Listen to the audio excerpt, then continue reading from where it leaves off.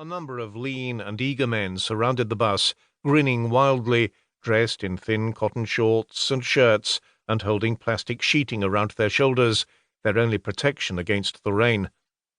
A price was agreed, and our gear continued into the village on their backs. We followed, sheltering under umbrellas.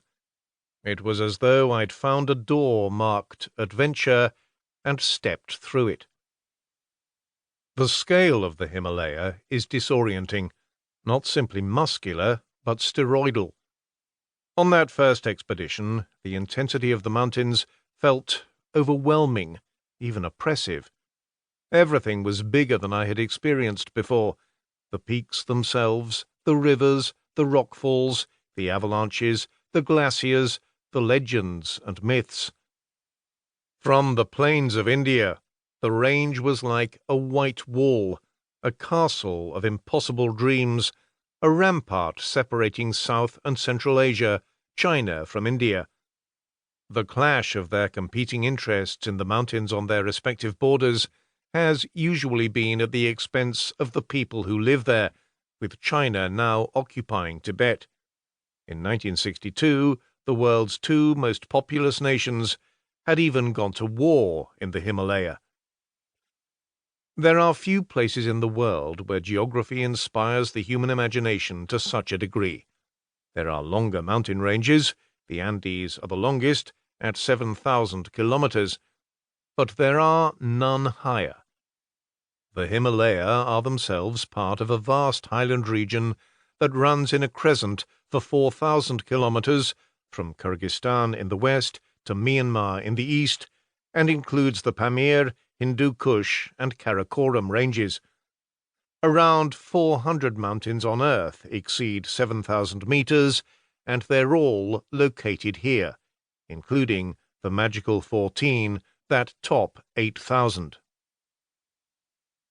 The Himalaya range itself makes up the eastern two-thirds of this region, an area of 600,000 square kilometers between the Indus in the west and the Brahmaputra in the east, at the same latitudes as the Middle East, North Africa, Texas, and northern Mexico.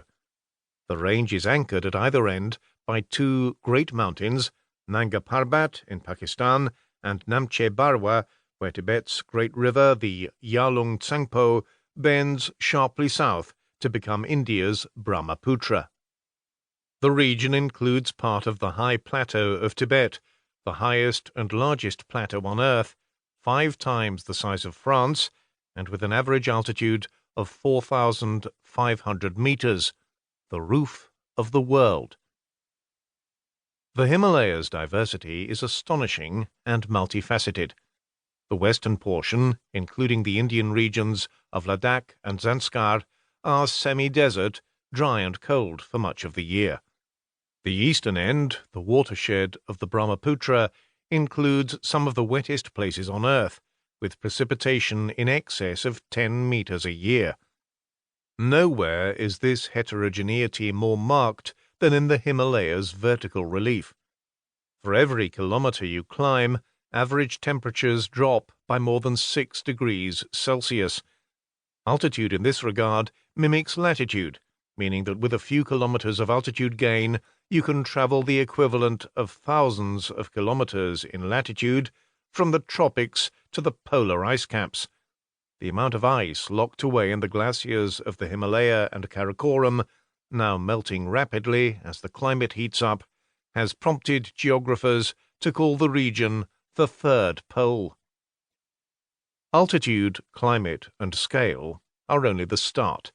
Like light scattering through a crystal, the complex, three-dimensional shapes made by the mountains have immense implications for their natural diversity and the human populations that inhabit them.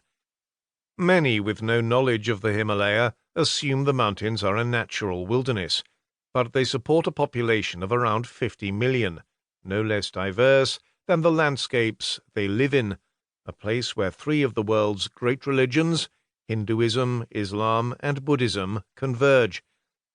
Each Himalayan valley's human history is intimately connected to its geography. Slopes that catch the sun, or else are sheltered from the wind, are more